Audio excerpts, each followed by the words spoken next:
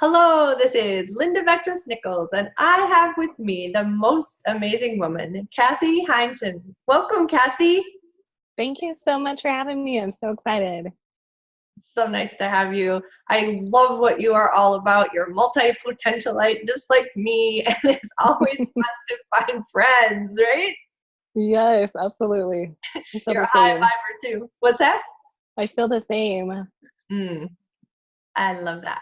Okay, so we're going to be talking about self-sustainable health, and you have the most amazing journey of transformation and whew, you love to help others even to the point of frying. So let us know a little bit more about you, Kathy. Yeah. Wow. So how far back do we want to go? Far as you want. I'll just do the quick snapshot.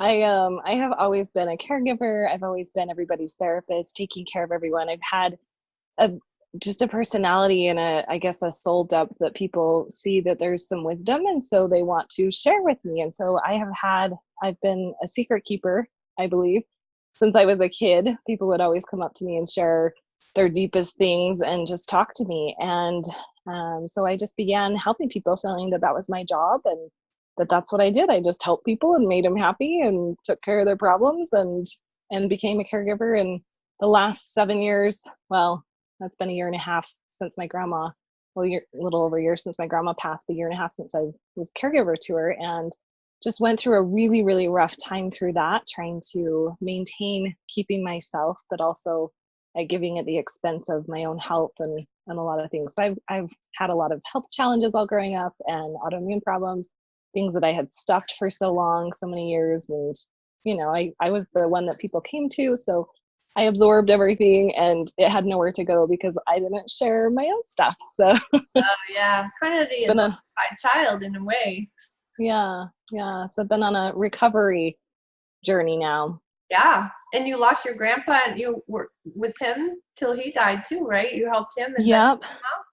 Yep, I was with him before my grandma passed, and I originally went there to take care of him, and once he passed, then my grandma didn't want to be alone, and so she asked if I could just stay on. So I did, and it was, it was a really, really heavy learning experience, I'll put it that way. I yeah, wouldn't change it, and I got some really beautiful things out of it, and I cherish a lot of those moments that I had with her. It was also one of the hardest jobs that I've ever experienced, because it was a 24/7 oh, caregiver role where I definitely was beyond burnt out. So it was really stressful. yeah, it's like having worse than having a newborn baby. Oh, Yep.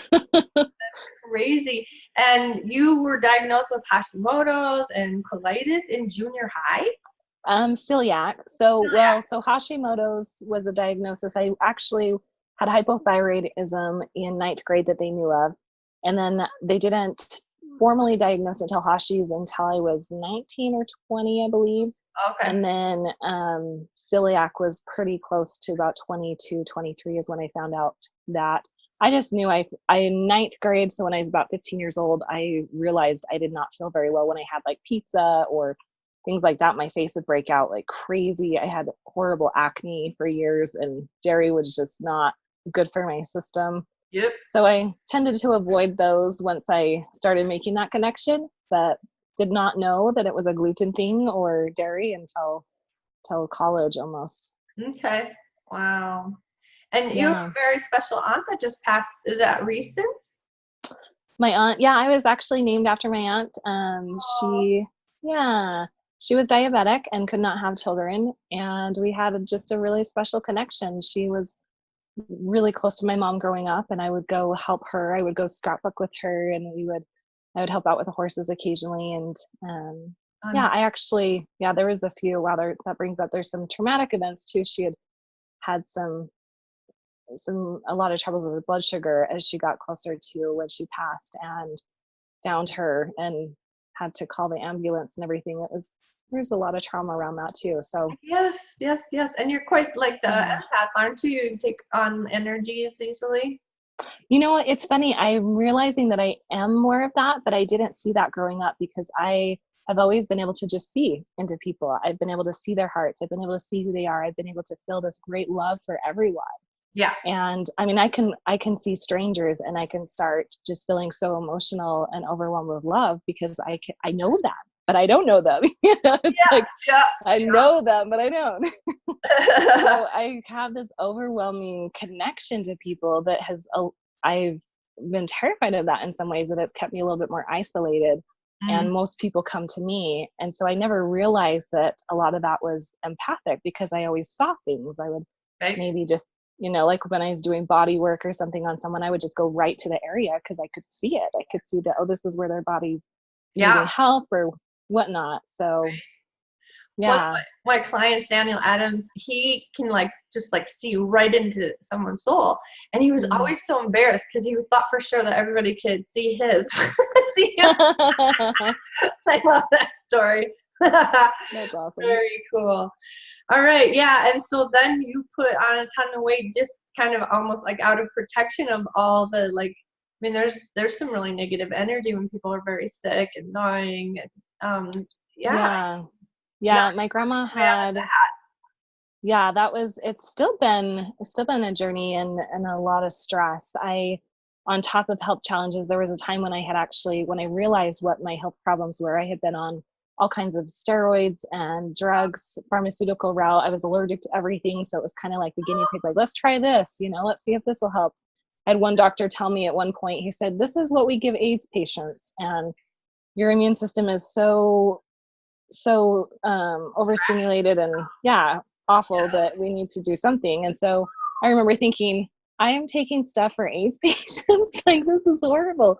So I had changed my life back then and it would work. It helped healing through nutrition, everything. And so then going back through having a lot of that resurface and then more autoimmune problems where they're thinking possibly fibromyalgia, chronic fatigue, they're really labels on things that they're like, we don't know what you have. So we're going to test a bunch of things and because we don't know what to do for you. So, oh man. So it was quite a trauma gaining 80 pounds from my grandma.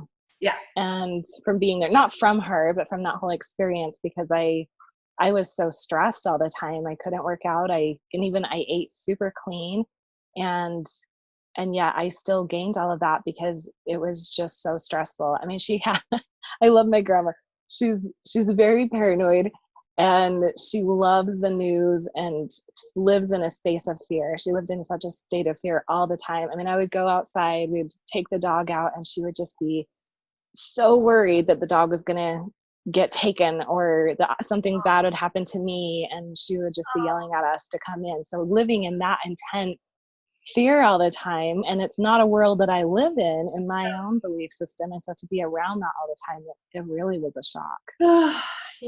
So you can feel the heaviness. Right. Deep breath. Do so. I love it. Oh, well, thank you so much for sharing who you really are. I appreciate it.